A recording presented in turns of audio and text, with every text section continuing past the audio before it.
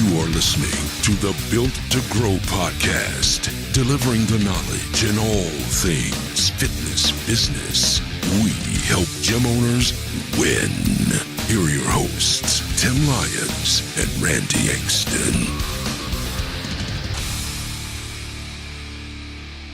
All right, welcome to the Built to Grow podcast. Tim Lyons, your host here, and I'm here with the preacher of positivity, Randy Engston. How are we doing today, buddy? Good day, Good day, my friend.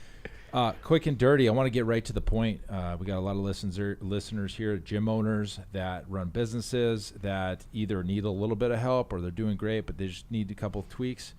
And one of the biggest things that I found that has really helped me develop the entire direction of the business is something, and you've heard of it before, called core values. Okay? And I'm not talking about personal core values. I'm talking about the business's core values. And, you know, a lot of businesses don't even have these because it's kind of a little old school. It comes from the old world methodology of business ownership that our parents were, brought in. And, as the new age of the digital nomad and all these, companies kind of popping up and people being solopreneurs and things like that, it just, it's not important to them. So Sure.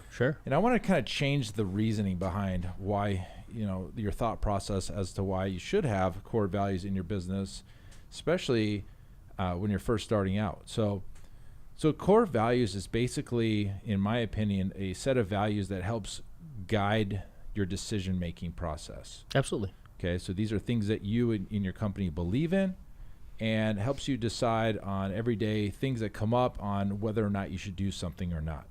Does that make sense? It does, very much so. Okay, so core values are basically, we call it your compass. Okay, so when something comes up and we don't know the answer, a lot of times we'll refer back to our core values here at Pulse Fitness, and that tells us what we should do. Now, typically, it's kind of at this point in the business, it's ingrained in our heads on things, that we should be doing. But, sometimes we got to remind ourselves. And once we have created these core values, we always circle back to these in our weekly team meetings. We talk about one of the core values and what it means to the business. And we've come up with 10. 10 of them? Yep. Is there a specific reason why you have 10?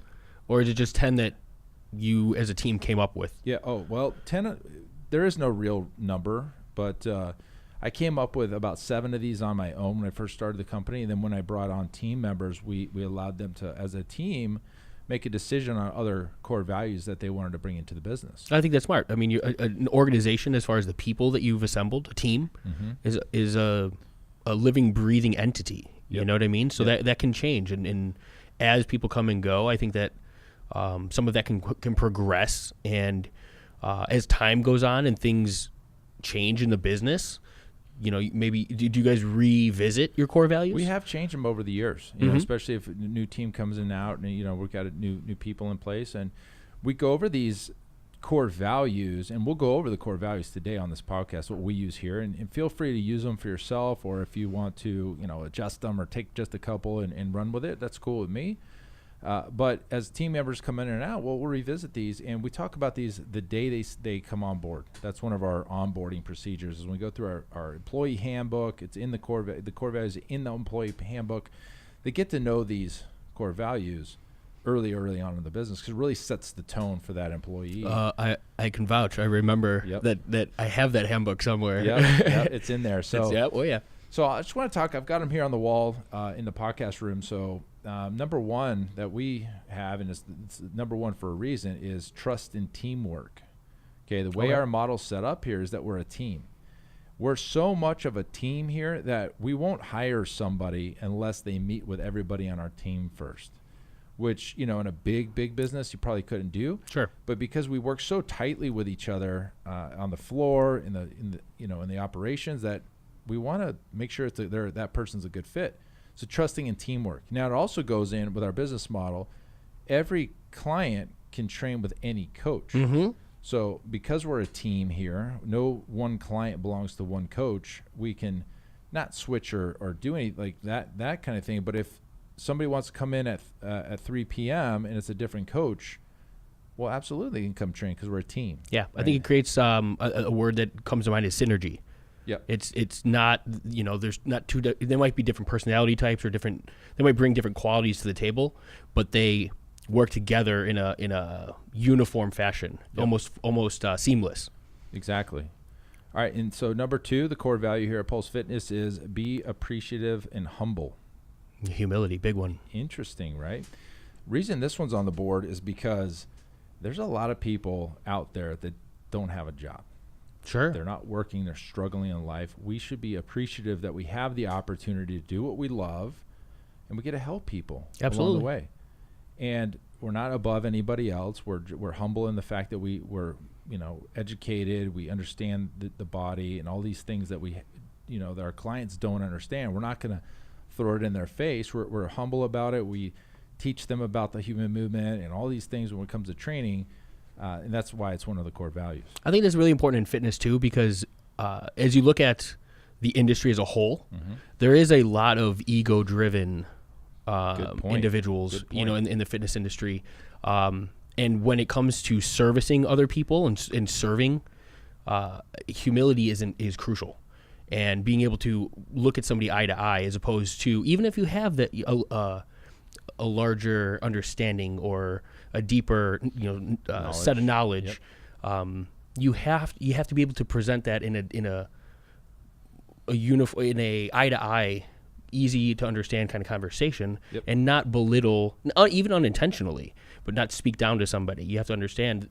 You speak at their level if you can, if you may. Yep, makes sense.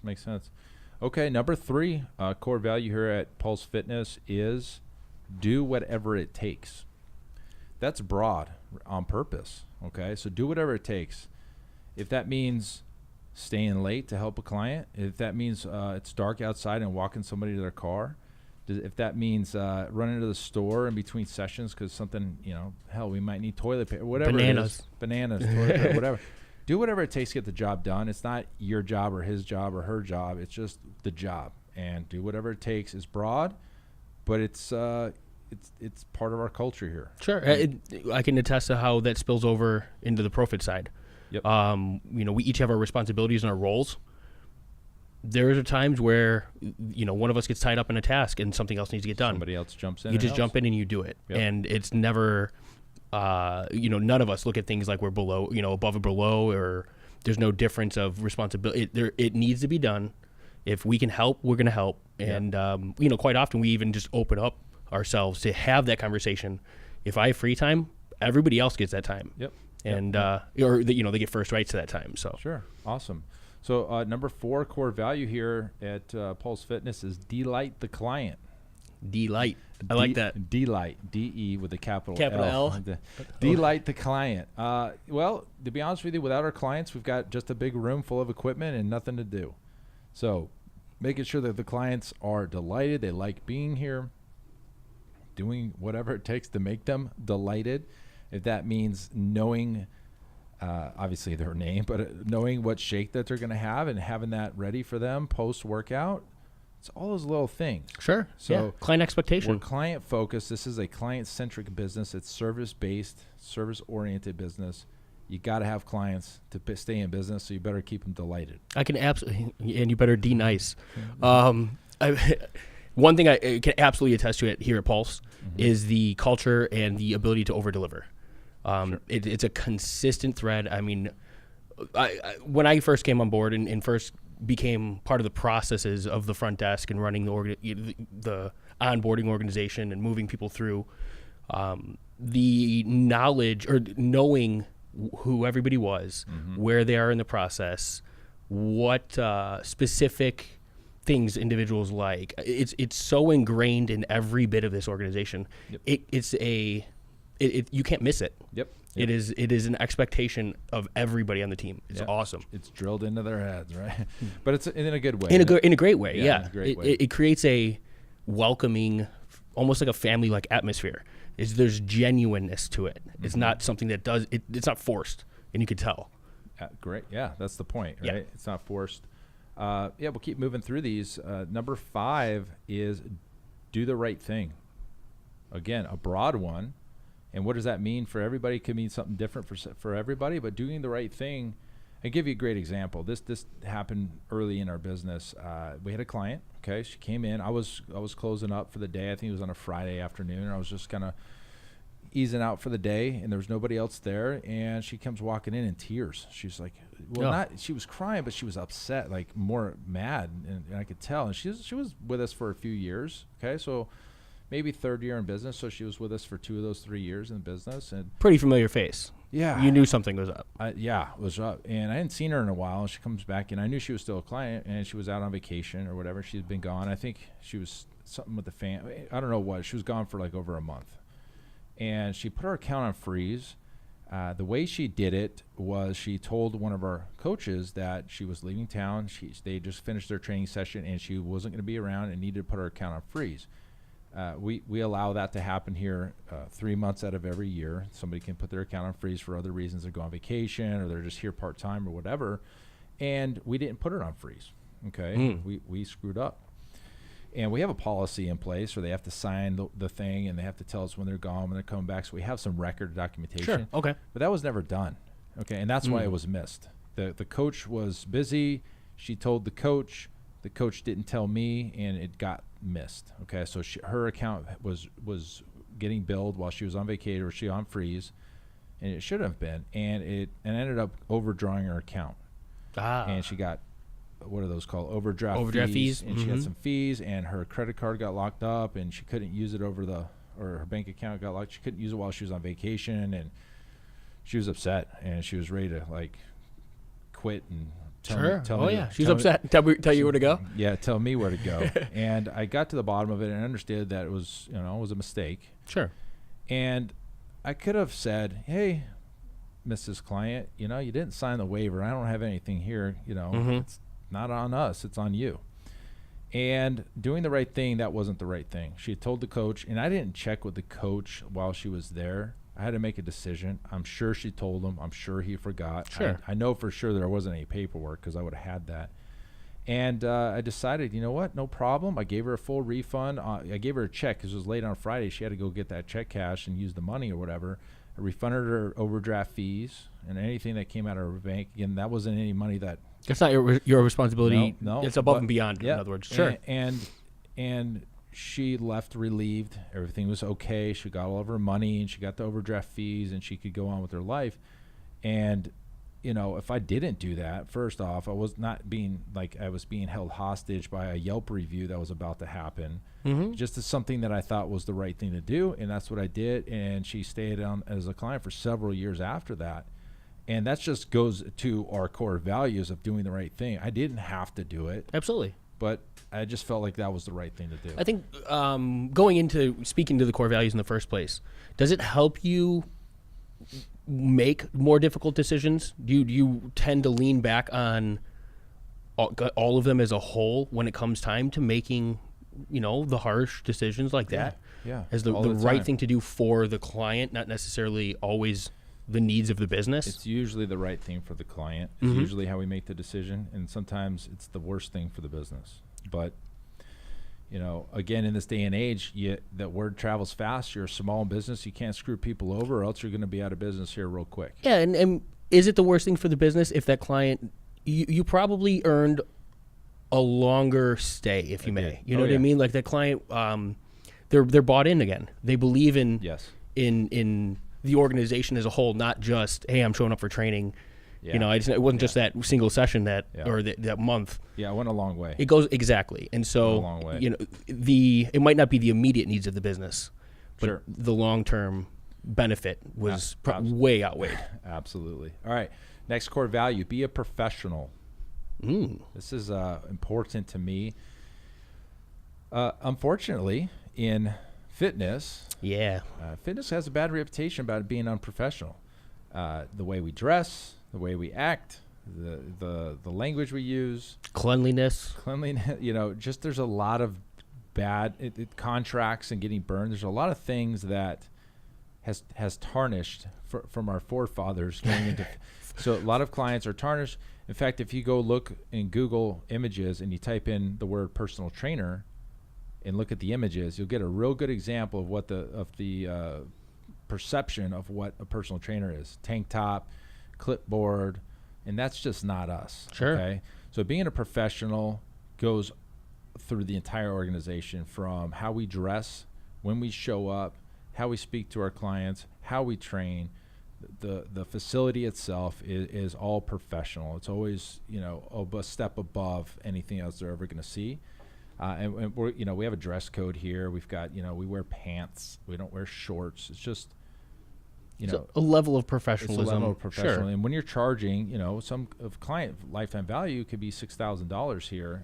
We better be professional. And if we want to be on the same level as any other professional physical therapist, chiropractor, doctor, whatever it is, you got to play at that level. Sure. Or else, you got to fit the role. You got to dress the part. Yep, we've got to change. Yeah, so we change the perception, so we don't show up late. With all the little things. This isn't our core values, and it's really important to me. That was definitely one of the ones that I put on there, and it it's gone through the organization. And I don't think anybody out there could tell us that we're unprofessional here. I would completely agree. Yep. The next one, and we talked about this on another podcast. Continuously learn and always evolve. Okay, here we go, right? We just talked about this on the prior episode. If you're not learning and continually to understand the research and what the best way to train your clients are, what the best nutrition approach is, then we're no better than YouTube, right? The Absolutely. client can go on YouTube and get the information. We have to always continuously stay ahead of the curve, right? What's the new science? What is the new technique? How should we be training your clients? How, what's the rest times, muscle therapy, all these things that go into training a client, we're always evolving. Absolutely. Yeah. Crucial. And like we said, today, how we train our clients today is what we know is the best way to train our clients. Correct. 10 years from now, we may look back, if some new research comes out, and we look back and say, hey, man, that was kind of some wacky stuff we were doing 10 years ago. Now we're doing it this way. Sure. But that hasn't come yet. That's in the future, right? That's any industry. That's anything that's science-based is going to evolve, right? Mm-hmm. There's going to be changes over time. And as long as, like you said, you stay ahead of the curve and you stay eager to bring that latest and greatest, I don't want to say technology necessarily, but information and pass that along to and bring it into your training model. Yep. Perfect. Yeah, absolutely. All right. Next core value, be a leader. Okay? Ooh. Yeah, be a leader. I want leaders on the team, not just doers. I think, not too many cooks in the kitchen kind of thing, but everybody should be able to lead at least at their level. Talk about the training session itself. To the coaches, they have to lead the session. Mm-hmm. They're the expert. They're the professional. They have the authority in the training session. If you let your clients dictate how you're going to train them, what are we doing here? To take that one step further, as a business owner, who's running your business? Yeah. Quite often people make a decision based on, it's convenient for people. Mm-hmm. Is it the business that you're in? Are you making a decision that's right? Let's say you bring in something that's not, like we talked about before, number of different questions that you ask about bringing in a new profit center or something like that. It has to make sense for the business and the needs of the business. So just because somebody pitched you an idea and it sounded great does not mean you should do it. You should do it. So I think that leadership in each of those roles. Yeah, be a leader. Yeah, being a leader. So that's one of our core values. Another one is bring your best every day. Now that's probably the hardest one that we have to follow because shit happens, right? Yep. Death in the family, had a bad day, didn't sleep well last night, had a baby crying all night or whatever it is, but we make it a point to save the drama for your mama. Yeah. Leave it outside Leave the door. Leave it at the door. When you walk in, you know what I mean? You're bringing your best today. And that goes across the board again. Some of our coaches do an amazing job. They come in at 4:45 in the morning. They're opening the gym up, and they're like on fire. Yeah, they're coming in on fire, and our clients love it, especially that first session of the morning. Well, the first and the last, right? You have to make every. I know something that you take pride in is a client expectation or client experience. Mm-hmm. Every training session should should absolutely be at the same level. Yes. And if you're not consistently bringing that same level of experience, customer experience, there's not a scale. It's not a genuine model. You know what I mean? Each of those experiences is going to be different, and every client is going to have their own experience, and it's not going to be uniform. It's not going to be the standard of the business. Yes.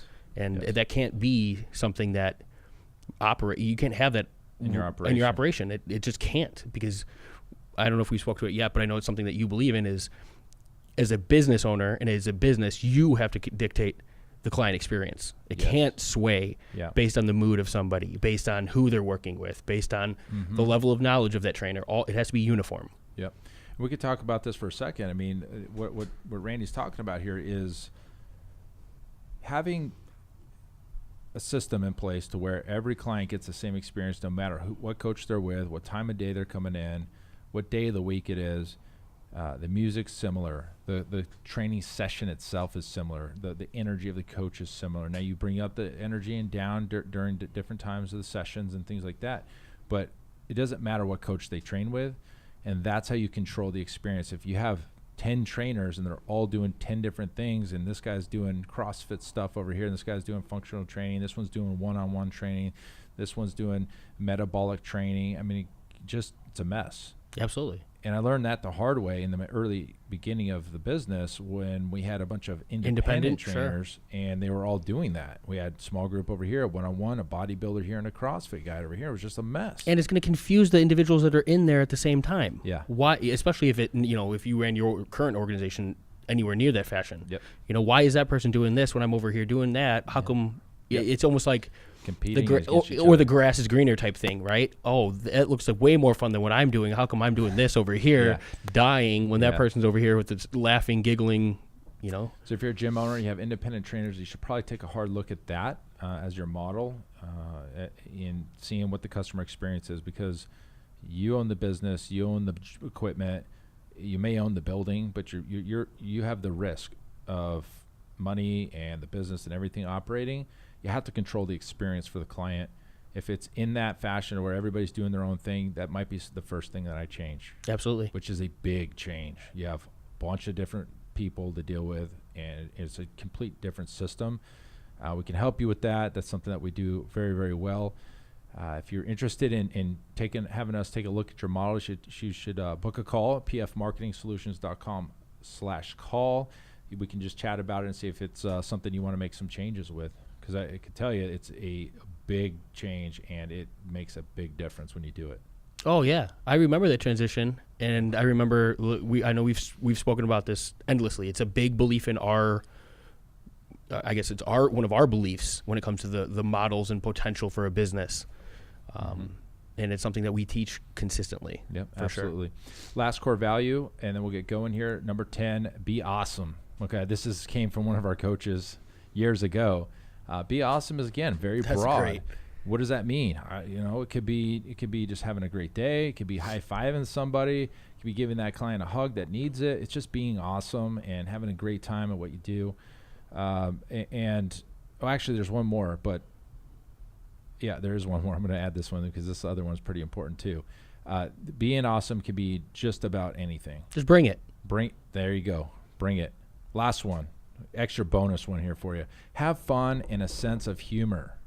Oh. See, don't take life too seriously. We're over here being professional, be on time, bring your best, but also have fun. What we do, because what we do is fun. Absolutely. Being in the gym is a blast. I live in the gym. You got 99 problems, but getting to the gym 6 to 7 days a week is not a problem. Not a problem. Right? Now have a good time. So we have good time in here. We play jokes on each other. We're laughing. We're having fun with the clients, and that goes a long way. It's about making that 1 hour that you're with that client the best hour of their day. Yeah, absolutely. There you go. The faces I see here. I mean, I've been around this gym for probably almost 10 years. Yeah. And there are Still lot of these faces that, have become friends. They're, I've run into and had dinner with and had drinks with, and it's a culture. It's a family. It develops. It's developed over time. It's a community. Absolutely. But it wouldn't be that way if this was a burden to do every day. Yeah. Those people wouldn't, none of your clients look at this like it's a burden. You know what I mean? I can absolutely attest to that. Yep. They love being here, and that's great. So when you have core values, that's the kind of fun stuff that you can do, and that's the things that you're going to start to realize happen for your business. Okay, if you don't have core values, re-listen to these. I'll just name them right here on the wall. Trust and teamwork, be appreciative and humble, do whatever it takes, delight the client, do the right thing, be a professional, continuously learn and evolve, be a leader, Bring your best every day. Have fun and a sense of humor, and be awesome. Boom. And this is something that you can do as an organization. It's not difficult. No. Have a team meeting. Have some fun with this. Allow everybody to contribute. It's a great team building exercise. Yep. And then you can turn around and you can make it becomes who you are, what you guys are known as, and it should be fun.